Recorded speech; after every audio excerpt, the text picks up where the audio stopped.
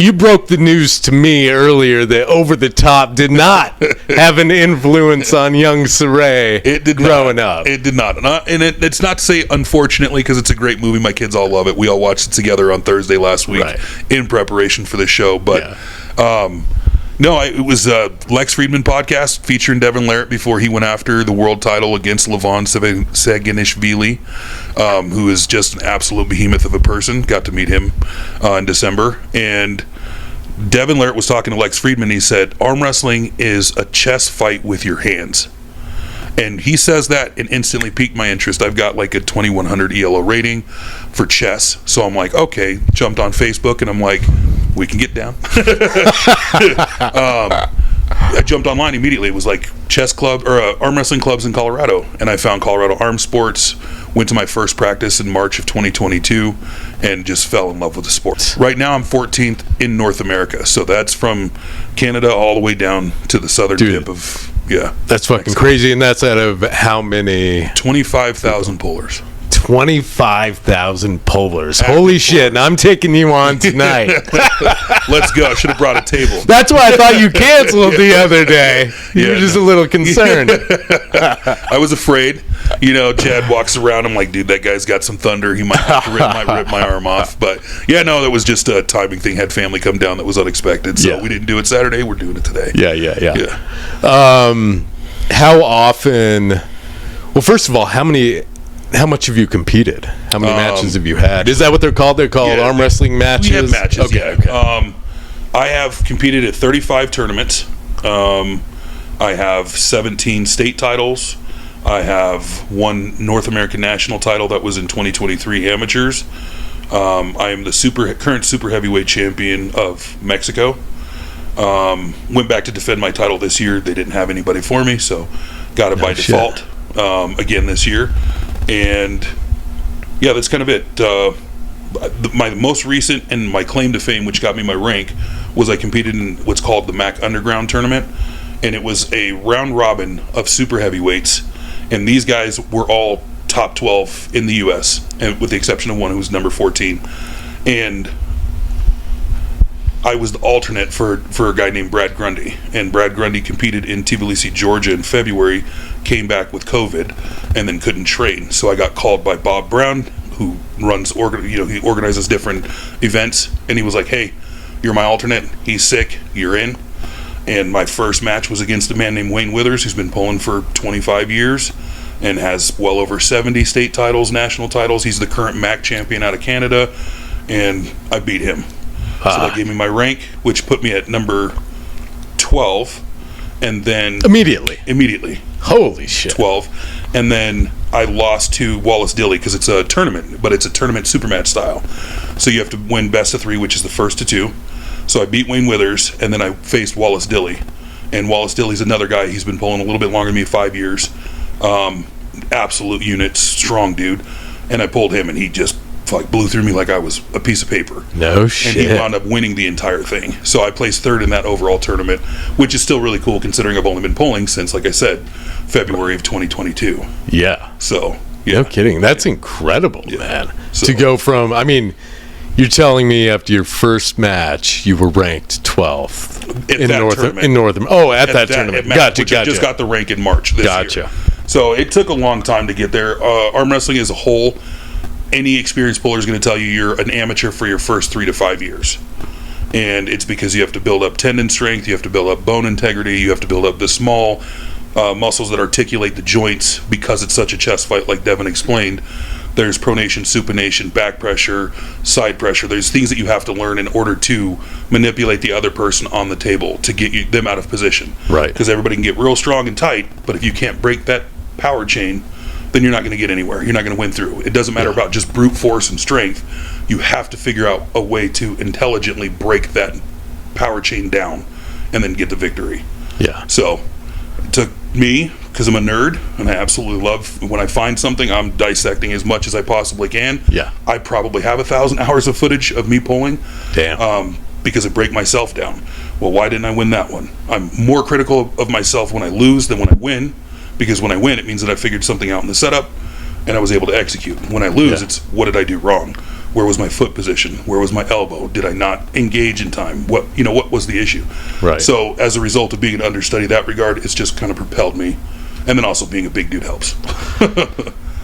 Yeah, that's amazing, man. So how often do you compete and you're just kind of blindsided by the strength that you're up against? That is not often. And the reason for that is I have the fortune of training with Brian Shaw. Like, I'm helping him get ready for a match that we have coming up at the Strongest Arm on Earth, which is on August 15th. He's the world's strongest man 4 times. Yes. Right. So yeah, I'm familiar with that name. I'm familiar with that name. So dealing with that horsepower on that level, it's not often that somebody catches me off guard that is just unbelievably strong. Yeah. But when it does, it's like, okay, now I'm going back and I'm watching every one of your training modalities, what you're lifting, if they post videos. Some guys don't. Some guys are really secretive and they don't want people knowing what their training regimen is or anything like that. Right. I'm super open. I post all my videos online, Instagram, YouTube, TikTok, Threads, all that. I post everything because I want people to know the more you expand a sport, the more that you give details to people, the safer they can be. Yes. So that's why I put it all out there. We don't want anybody getting hurt. Yeah, I love that, man. Yeah.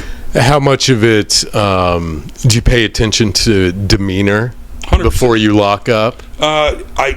It depends. So I'm very specific in I set my hand in one particular way every time, and it's uncomfortable for people because I stay legal in my grip position, and the only thing that moves will be like my elbow, or I might lean the shoulder over, something like that. It makes them uncomfortable. They have to overcome my hand. My hand's really big. Okay. So guys aren't prepared for that, not just the size of my hand, but the thickness of the hand. Yeah. So I exploit those things where they get super uncomfortable, then they have to dump their hand or they have to give more in order to maintain a legal grip. Right. Because it's not just grab and go. You have to follow the rule set that's set forth under whatever faction, whether it's WAF or IFA. You have to follow those rules. Right. So when it comes to something like that, do they have a literal wrap like they used in Over the Top? Yes, absolutely. Yeah. Slip, Yeah.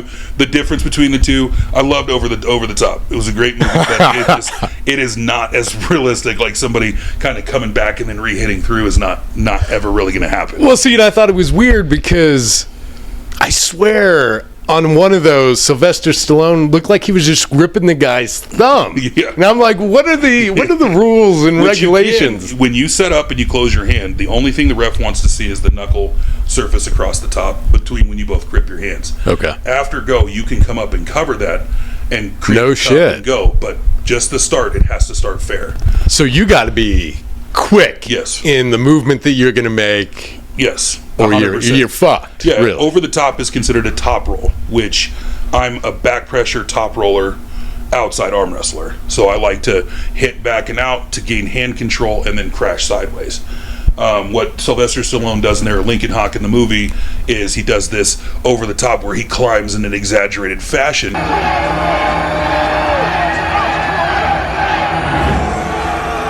Well, you're doing the same thing, so that is a realistic point. You're just not opening your fingers like this to do it, right? And that's the thing. Exactly. But like, I could take him down. What's he doing? Let me hit into your fingers now, and then it's over, right? So there are little half-truths throughout the movie.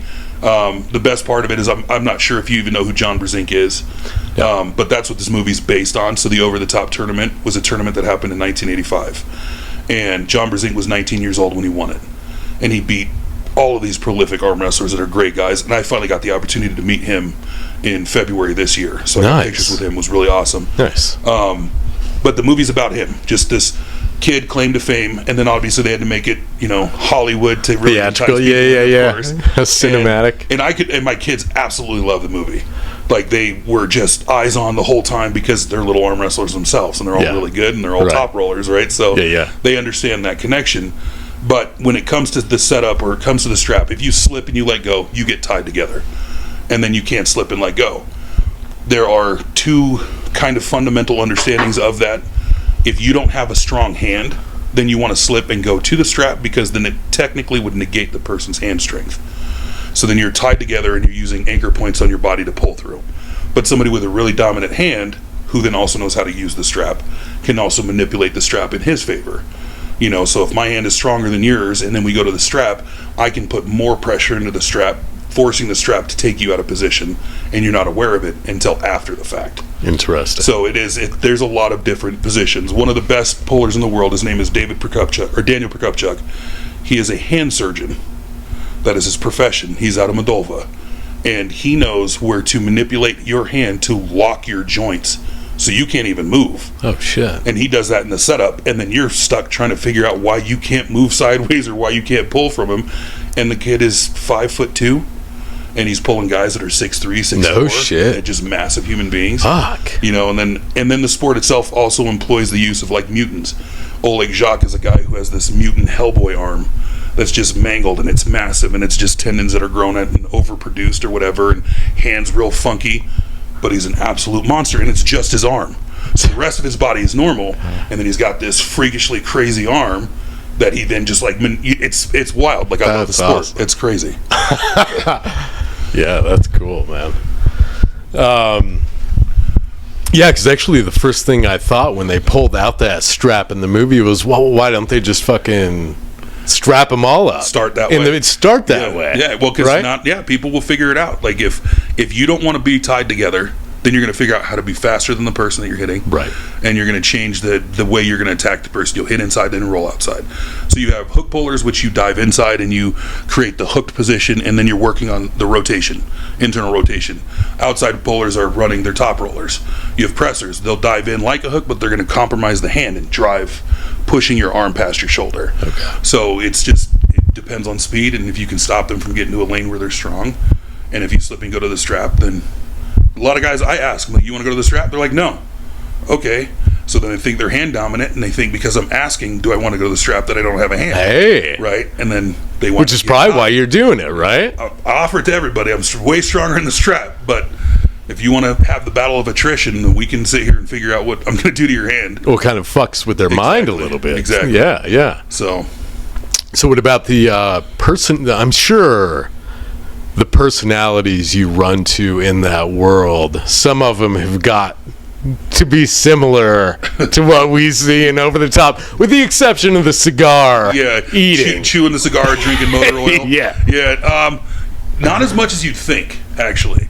So, and it's because arm wrestling back then was more of a barroom activity. Right. Whereas, and even though it hit the big stage in Vegas, where they had the massive competition for Over the Top, which that was sponsored by the Teamsters also, he won a truck and $150,000 cash or whatever is what that prize was. But now it's turned into, they want to present it with uniforms. They want people to all look like it's an organized sport. They want the gimmicks to stay outside. Like when you're on the table, you can deal with the gimmicks, but like nobody's walking out with like a headdress and crazy music and like screaming and barking at people. If it does turn that way, I'm totally fine with it. Like whatever, I'll be Rey Mysterio and come out and do, you know what I mean? Like just to keep it fun. Speaking of which, Terry Funk in the movie. Yeah. It's great. Like I think that the sport itself needs character. And one of the craziest people in the sport is Devin Larratt. And Devin Larratt has the same attitude that Floyd Mayweather does. It's not like you're not worried about his personal life. You're worried about how he presents himself coming on stage. So Mayweather or Conor McGregor. Look at everybody up here. They're all dressed like me. They're all trying to talk like me. They're all trying to be me. Right, just a boisterous, loud, antics galore. Yeah. And that's part of Devin's deal. Probably one of the most intelligent people I've ever had the pleasure of working with, meeting. He's one of Brian's friends now, and I've learned a lot from him. But he's like just mellow. We're having a conversation right now. He'll break down the movements, the fundamentals of the movements, why it works the way it does, how to attack somebody. But then you get on the stage, and the dude is a completely different animal. And he's taking everything from you. And you have no idea. Because you think he's just bullshitting you, like he's just getting loud, but he's tied to you and he's holding your hand and he's throwing his hand up, but he's getting deeper and deeper into your wrist and he's getting deeper and deeper on the back of your hand, but you have no idea. Right. And you're just like, come on, man, let's just arm wrestle. And then when you go and get your grip, you realize that he's halfway down your arm and you can't move. Oh, shit. Right? So, like, it has the gimmicks play a huge role. Right. So his son does it too, Auden Larratt, and he hasn't earned the accolades of his dad. Yeah. So when he does it, you're like, you kind of look ridiculous, my guy. Like, calm down a little bit. Right. When you start clowning, big people, then you can really do it. So yeah. It has a time and place. So it's just the evolution of that person's character. So I welcome it when it gets to that. I'm totally down if they want to make it the spectacle that it was on Over the Top. I'm so welcome to it's just fun. But yeah, right now I don't run into people like that. Aside from the over-the-top personalities, though, do you get guys that are just like, they don't want anything but the fucking match? You know what I mean? That's how I consider myself. Really? Dave Chafee's a really good North American puller. I think he's number 3 on the ranking, and he is a correctional officer, amazing dude, been pulling for 25 years, super straight. He's just, they call him easy money. He walks up and he wants to grip and rip. He just wants to walk up there, get it, go. Right. He's not freaking out, he's not screaming at the crowd, he's not yelling. When he's on the losing side of that, he's not crazy. He's just like, all right, recalculate, refocus, get up there, do it again.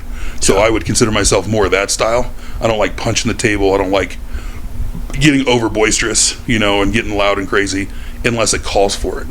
So if my opponent's going nuts and screaming and hollering and jumping around, then I'll start doing it too. Yeah. But outside of that, like, you don't put your hands on me outside of the strap, then we're good. And unfortunately, I've thrown a guy off the stage for doing just that. No shit. Yeah. Tell me about that.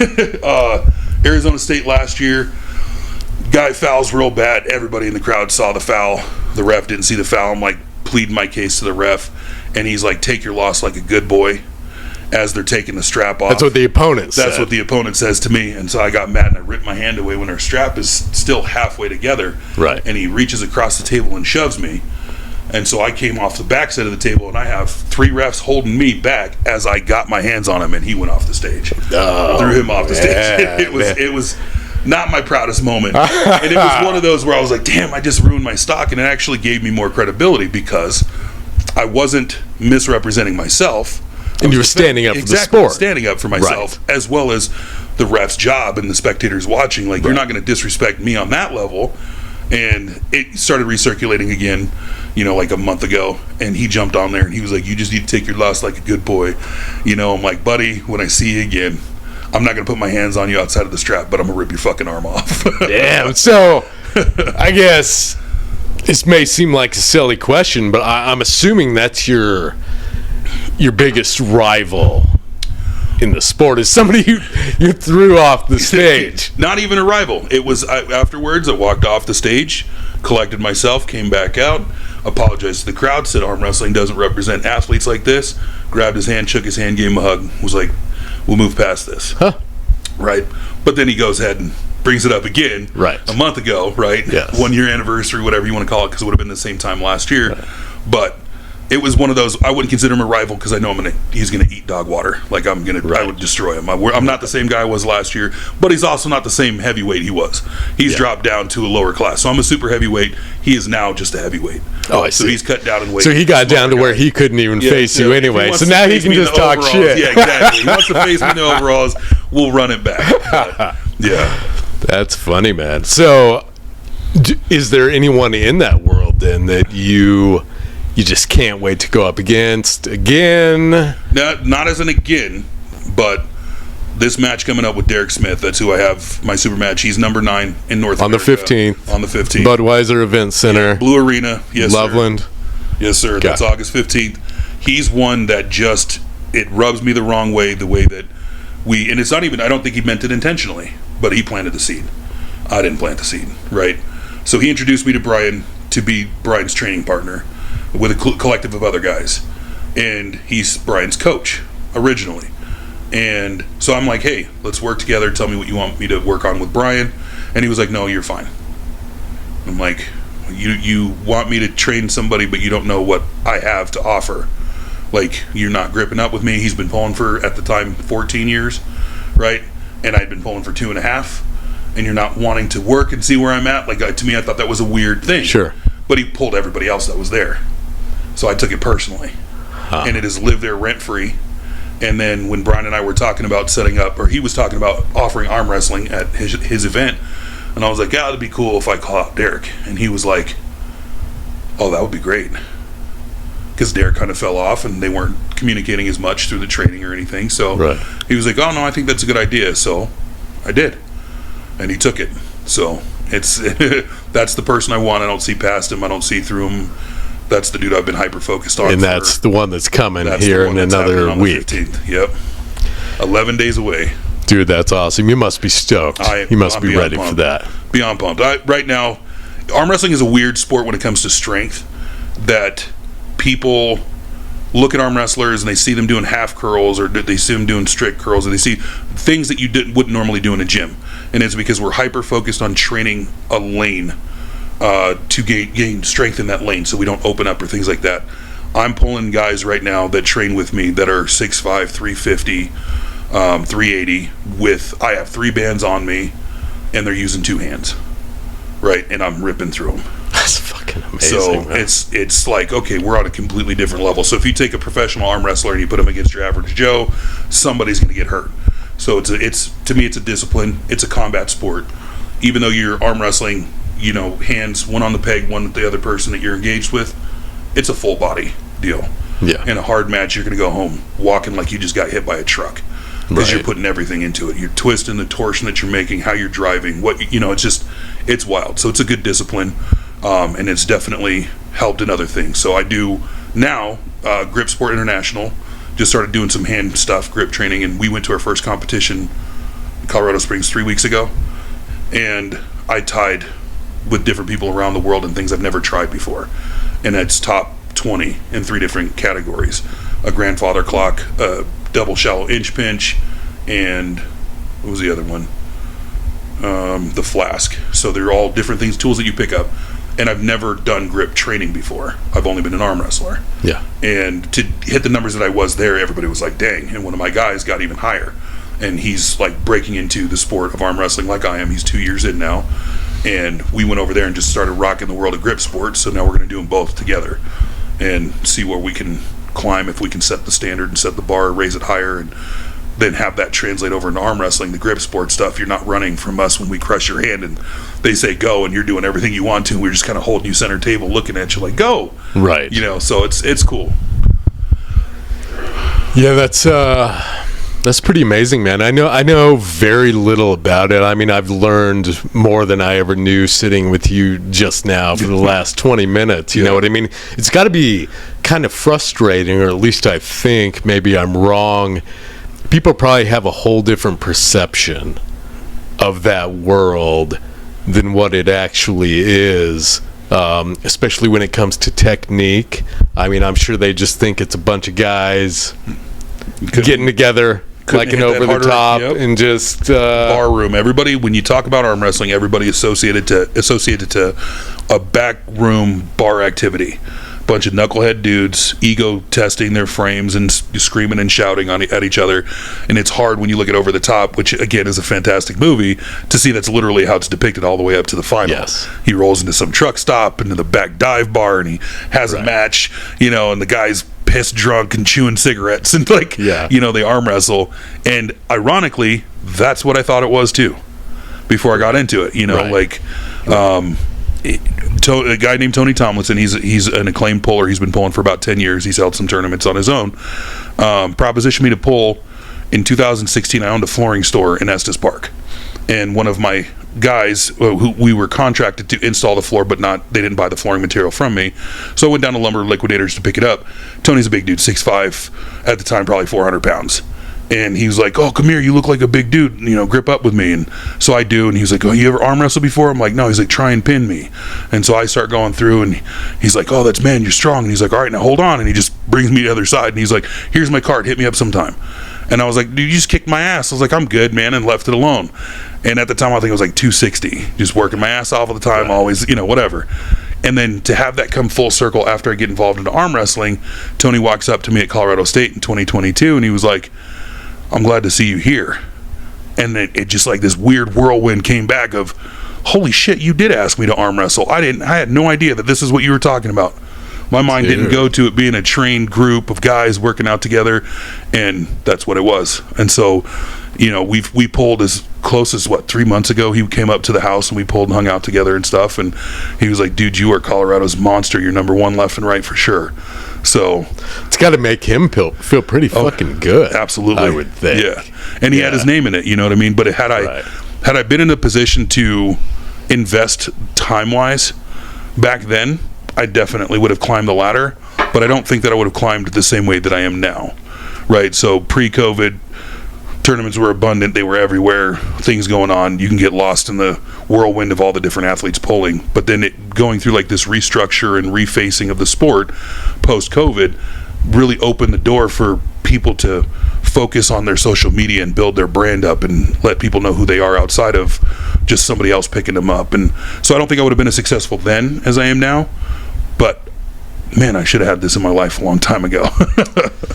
Yeah, I mean, it sounds like you're passionate, man. Oh, yeah. Love it. Yeah. It's pretty cool because you're how old? I'm 41. I'm old boy. 41? I'm 41. Yeah. And that's probably not very common either, right? Somebody to get into it in their 40, well, I mean, you would have been, what, 37 at the time? 38, yeah. 38 when I started. And 38. Well, so ironically, Todd Hutchings is the 95 kg? I think he's a 105 kg champion right now. I might be wrong, so we'll correct that when you find it, if you look it up or whatever, cut it in. But he's 58, and he's the current world champion of his weight class. Dude. And he started pulling when he was 38. Amazing. And never went into the sport. He played baseball and other sports, but he never thought about arm wrestling. John Brzenk is one of his closest training partners, which again, that's what the movie is based on. John Brzenk has a cameo in the movie, so if you don't know who he is, when the Canadian juggernaut's walking out and there's a guy wearing a red and green shirt and starts slapping him in his face to get him warmed up, that's John Brzenk. No shit. That weird, like bob haircut. Yeah. Dude, that's John Brzenk. So I thought that was funny. I pointed it out to my wife.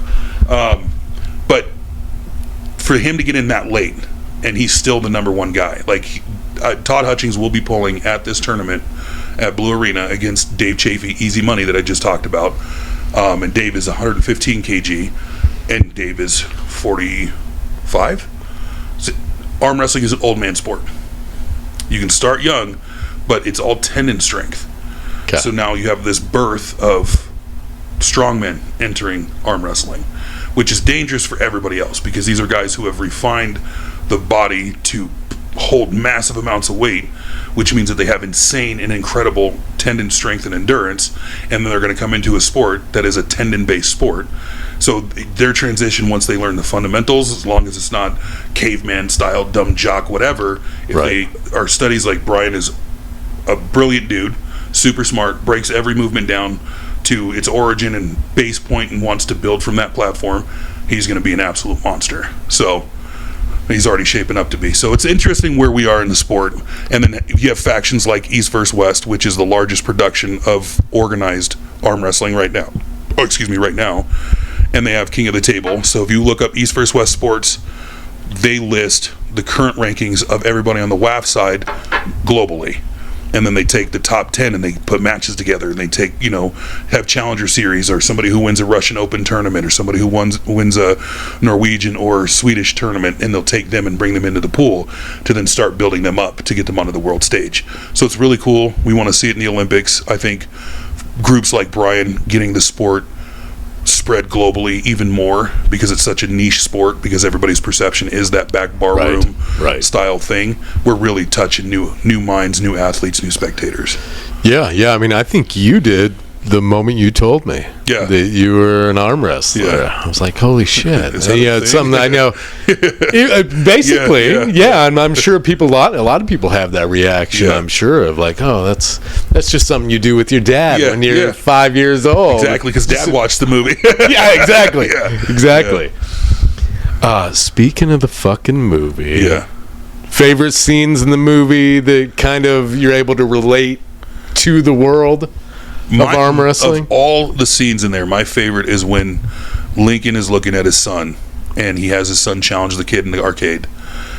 Well, I got a kid here that I think could beat any one of you guys, say 2 out of 3 times. He's a practical joker, sorry. He's just a shy kid. As a matter of fact, I'm so sure I'm willing to put money on it. Kid, if I couldn't beat you, I'd kill myself. And the reason why that part is so important to me is my kids all arm wrestle. And every kid hates losing. As a kid, I was a wrestler all the way through high school. And the first time I lost, I remember, that's a core memory for me. The first time I lost, I was just crying hysterically, ugly tears, ugly face. And I see my kids do that too when they got into just arm wrestling and they lose, and they're just so mad because they've been training their little butts off with their bands, and they're just going to town, and they lose to somebody who just got to go and they weren't ready for him or whatever. That was my favorite scene because it was just giving the words of encouragement that you're going to be triumphant. Yes. And you can still be a winner even if you lose, right? Because you're going to do it on integrity. You're going to lose as a winner, meaning you gave it your all and it just wasn't there for you right now, but we're going to get better. So that's my favorite scene of the whole movie. The power, Mike. The power, Mike. Let's be honest, though. He was not going to beat that fucking kid in arm wrestling. We know that. The kid was vascular at 14, you know? How did he do that? Yeah, that's my favorite scene of the movie. No, that's a great scene. You know what's funny about that scene is I genuinely expected, and I don't know why this is a memory, a fictional one at that I had, but I thought that he was going to walk in and pay the kid for letting his son beat him. That's how unrealistic the fucking scene is. The whole movie in that regard is that way, man. Like, yeah. But no, there were a lot of one-liners there that just kind of reminded me of like Rocky, you know, where it's meant to be an empowering, you know, the whole way around, and like the single dad status that he put, and how the weird family dynamic of overbearing father-in-law that just forced lies, and it's a crazy story. So for it to be about the over the top being the peak of his arm wrestling career had nothing to do with it. It was him building a relationship with his son. I don't care what your grandfather thinks about me, okay? All I care about is you. Right. You know, and it was done through arm wrestling. Yeah. So to me, I'm like, my kids all love arm wrestling. My daughter took second place at Burns, Wyoming, to a 13-year-old national champion, and my daughter was 10. You know, so like she blew through all the kids that were older and bigger than her, except for the one who was training with her dad, who's a 18-time national champion, right? Yeah. So my kids take it seriously. They take their losses seriously. They take their victories the same way I do. I knew what I was doing then, or what I was training for worked out. They're more fixated on how do I get better to prevent the loss. Yeah. So they're just as hungry about it as I am. So And how old are your kids? they range. So my 22-year-old doesn't arm wrestle. She's in college. But my 15-year-old son, 10-year-old daughter, 9-year-old son, 8-year-old son, 6-year-old daughter. Holy shit. Yeah. Damn. Yeah, half a team. And they're all into it. They all love it. That's awesome, They all dude. love it. And my son is insane. How does that make you feel? It's as a great. dad? They're taking to something. So my favorite thing in the world is being dad, above anything else in the world. You and me both, my friend.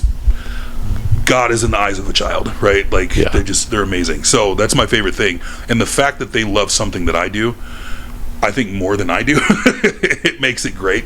Yeah. So anytime, you know, whatever podcast comes on, or Brian puts out a video from us training, or somebody's talking about me, they'll scan YouTube just for my name to see how often it comes up, and then they'll watch everything. That's awesome. And they subscribe to all the different channels and stuff. So, so much so like that, things like my son's birthday last year, Brian Shaw, Brandon Allen, who are having the battle against each other, both sent my son videos saying happy birthday, dude, keep up the work, champ, you know, like, just, we love that you're consuming our content, but it's amazing that you're in arm wrestling, you know, blah blah blah.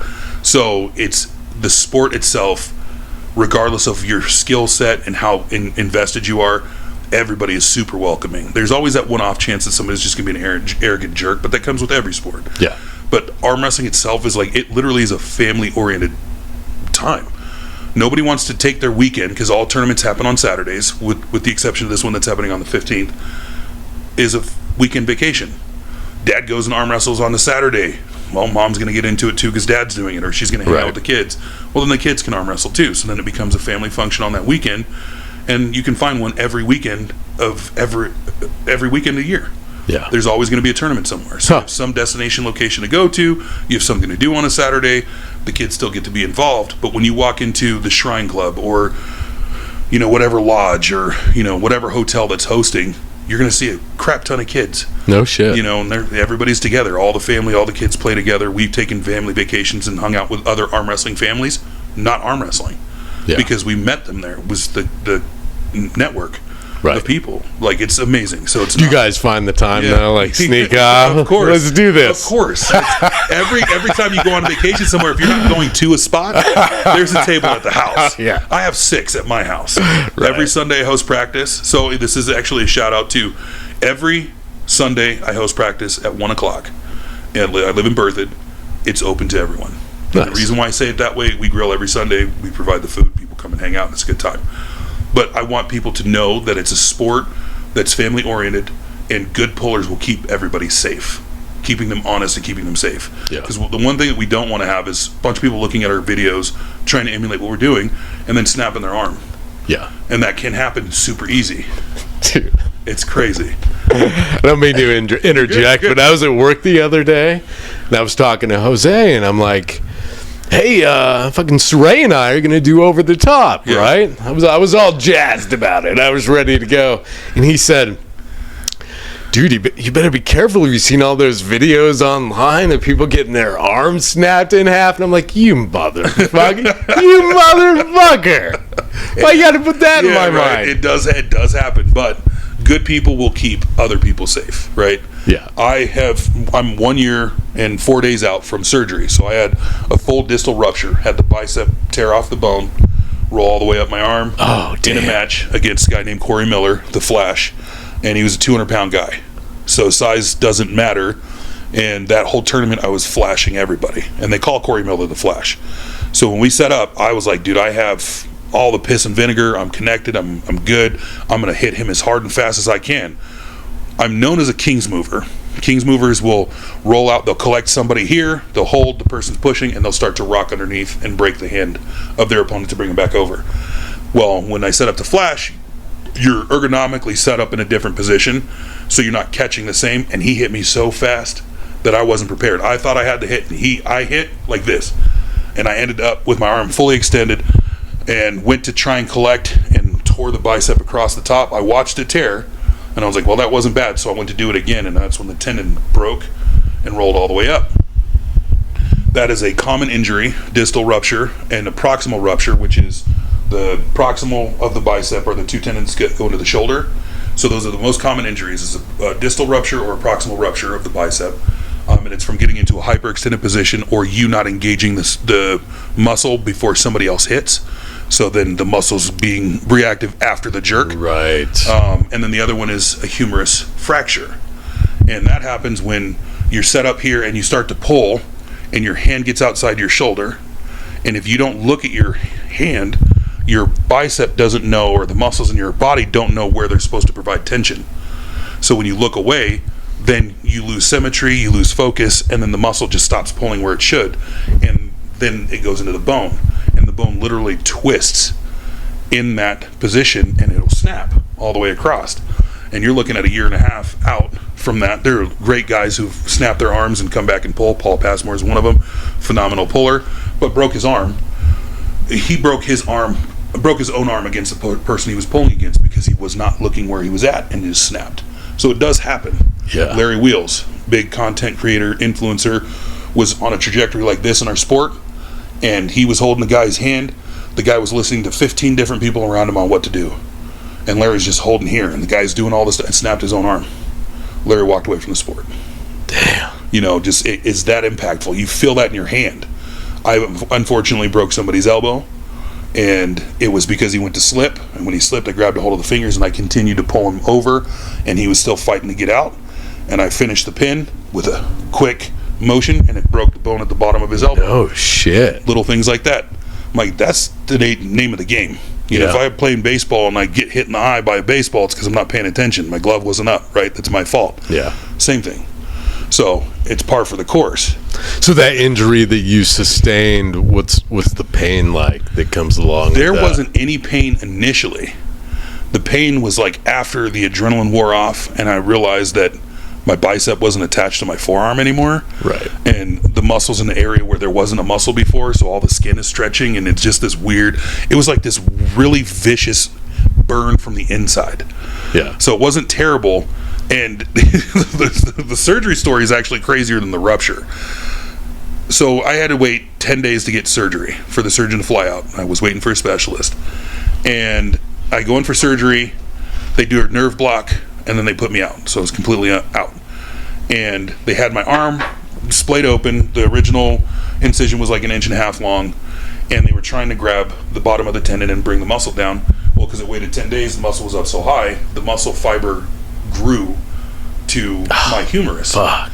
So then they had to make the incision longer, and he had to dig his hand in there and massage the muscle off the bone to then get the tendon free and bring it. And he got it partially attached, and it flexed. And I threw the surgeon into me because my arm is out here. When he got the muscle attached, it just constricted. Even with the nerve block, I'm out. I'm not in control of myself. Crazy. And still threw him into me, so then they had to, Velcro my arm down to finish the surgery. But they put me in a hard cast, and I'm sitting in there super high as they pull me out of sedation. And they're like, well, you're not going to be able to close your hand. Like, the nerves are all healing, whatever. And I'm like, I can close my hand fine. I don't know what you're talking about. And I grab the nurse, and I'm squeezing her hand, and she's like, please stop, that hurts. And I'm like, I'm sorry. Just being, and they're in a full cast, so I'm locked in this position here. I go home, they have all these things that I'm supposed to stick my arm in and sleep, and they're like, don't move. Day 2, I broke the cast. Stretched my arm completely out. And then I was like, heard the snap from the case breaking on my arm, and I was like, oh crap, and I bring it back. So I go in, they have to look at my arm, did another MRI, make sure everything was good. Everything was perfectly fine, but they're like, how did you snap your cast? It's like, I straightened my arm in my sleep. And they're like, all right. So freakishly stupid recovery. Whatever the deal was there, everything healed the way it should. I'm 100% stronger now than I was then. And when I say 100%, I'm doing double the weight that I was able to before my injury. How, dude? How is that even fucking possible? So now if I get in the same position, the bone will break before the tendon will snap. Damn. Because they anchored it that tight. Right. So it's weird things like that. Like, a lot of guys come back from surgery. If they come back and they're on the plus side, they're just absolute fucking monsters. If they come back and they're not as strong, then they only arm wrestle with the other arm that wasn't injured, right? Like, they just give up on that one. I'm guessing half of them don't come back because most it's of them do. Really? Yeah. Really? You just get the bug, man. It's like the prize fighter. You're good at it, and then you're like, you hit retirement, and you're like, I can't give it up. Same thing. It just depends on the fight and the person, I guess. Like, I couldn't see myself walking away from the sport even then. I had a cast on, or not a cast, I had a brace on that would only let it go so far. I'm out disc golfing a month later with the cast on. Like, I can only go so far, working with Brian's like, no, the more you move it, the better it's going to be. And I'm sure they recommended that disc golf, dude. Yeah. They were like, you better not do anything that's violent or jerking and blah, blah, blah. Brian's like, do everything that they tell you not to. No shit. Yeah, I'm like, really? And he's like, absolutely. That's a muscle that needs to be moved. And if you let it sit dormant and it doesn't do anything, then it starts to get stagnant. The muscles fibers don't grow how they're supposed to. He's like, so don't push it beyond the limits, but start moving. Sure. And I was like, all right, I'm going to trust you. You're a fucking strong man. And I'm, like I said, 100% stronger than when I was the same time last year. That's crazy. Yeah. Man. So you didn't even have after that injury, you didn't even have a moment where you were like, maybe I'm done with Not this. at all. No. Not at all. Yeah. The whole time sitting for recovery, I think it was 3 weeks before I could pick up. They didn't even want me picking up 2 pounds of weight in PT. And I go in there and I'm talking to my PT guy, and he's like, well, let's grab a dynamometer and see what your hand strength is right now. You're 3 weeks post-surgery. I'm guessing you're going to be around the 40 or 50 pound mark. It was 180 pounds on a dynamometer, which tests your grip strength. Right. And now it's like 240. And I'm sorry, at that time, they didn't want you doing any more than 2 pounds? They didn't want me lifting any more than 2 pounds. Okay. So they give me the dynamometer to see what my crushing strength is. Gotcha. And he was just like, this is retarded. And he has people come in, which my number at that point was higher than most of the actual strong people that came in there who were in the strength world, right? They weren't getting the same. Like 160 would be the close, or higher than, because it was 140. But it was just obscene. He's like, this is retarded. You're 3 weeks post-surgery. You're not supposed to have that kind of connective power yet, blah, blah, blah. And it was just every week I came in, he's scraping the scar tissue out. He's running the muscle. And he was like, are you working out? I'm like, I haven't done anything. No bands. I'm not curling any weight. And he's like, you're just a freaky person then, man, because I feel your muscle striations. I can feel everything in there. You're healing like you should. So it was cool. And it came back. So it wasn't a broken bone. It was a broken muscle, tendon. So this may sound weird. Are you almost thankful for the injury? 100%. Yeah? I hate saying it that way, but yeah. Like, you can't plan to get injured, right? So when you're, in my mind, it allowed me to take a step back and go, all right, are you going to be that open top roller King's mover, or do you want to change your style? I didn't say you need to walk away from the sport. It was, do you want to stay away from getting into that position again? Like, or are you going to fight from this position, you know? So the match that I had with Wayne Withers that gave me the rank that I earned was one of those matches. So he hits, and I catch him down here, and I hit one time, just checking everything to make sure I'm good. Yeah. And I didn't get what I wanted out of the hand, so I gave him the first one, and the next one, caught him, and I was like, all right, we're good. We're fine. Yeah. So. Dude, that's hilarious that you were unconsciously pulling. Yeah. You know what I mean? I do that to my wife now. My wife sleeps, so we have this Alaskan king bed, and the thing lifts up, and it's all the, it's a purple bed, all that shit, right? She sleeps right here. Buries her head in my chest. Yeah. And if I have pulled the day before, or the day of, and I'm pulling hard, right, she says that she feels the shoulders start to, and she knows I'm gonna blast, so she like slides down and moves over. Yes. She's like, I've picked her up and run her onto my chest when I'm holding her, and she's like, oh, babe, wakes me up. I'm like, oh, sorry. No kidding. No kidding. Wow. You think about it, if you're a soccer player, you're kicking in your sleep, right? Boxers punch in their sleep, so why wouldn't arm wrestlers? Sure. Right? So yeah. So she's like, all right, you had a hard day today, I'm gonna sleep over here. Dude, that's the scene that we're missing from Over the Top. Yeah. Is Stallone passed out in his fucking Hawk's truck. That's awesome. My team name is Devil's Backbone Pullers, and my co-captain had a trucking company called Over the Top, and he legit had a pulley system in his truck. Oh, fuck. No joke. Really? Yeah, my buddy Matt, who's one of my main training partners right now for my home practices, he has bands in his rig that he's sitting there driving, and just resistance bands, working on pronation, working on riser, as he's cruising through. So it's legit, man. If you walk into the office at work sometime, you'll see all three of my bands on the anchored post, and I'm I'm not joking. There, dude. Yeah. That's fucking awesome, dude. Yeah, so that's awesome. Yeah, I mean, yeah, I would love to know everything that when you related it to a chess match. Yeah. That it sparked something in my mind of like, yeah, that's probably true. I mean, and that's why I asked about demeanor and everything else. It's like I'm sure you have to pay attention to details that people don't even consider. Absolutely. Probably a lot of people you're going up against don't even consider it. 100%. I'm exploiting things that the veterans in the sport exploit on people like me. Yes. Right, and comparatively, so it definitely does make a huge difference. Like if I want to have control of somebody's hand, I'm going to find a way to be deeper and on the back of their hand.